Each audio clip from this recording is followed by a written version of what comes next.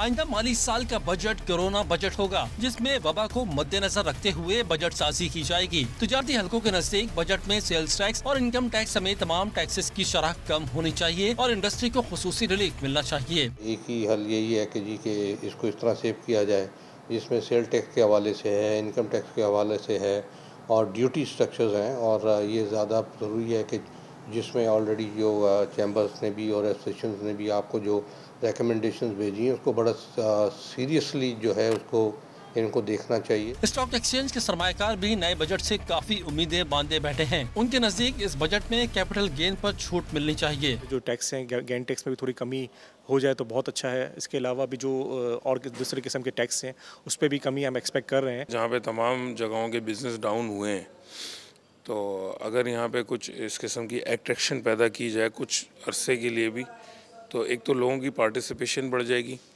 और इसका बेनिफिट मुल्क को भी आना शुरू हो जाएगा। कोरोना की वबा ने जहां कारोबार का पहिया जाम कर दिया है, वहीं अब कारोबारी अफराद की नजरें पहिए को दोबारा रवां दवा करने के लिए नए बजट पर लगी हुई हैं।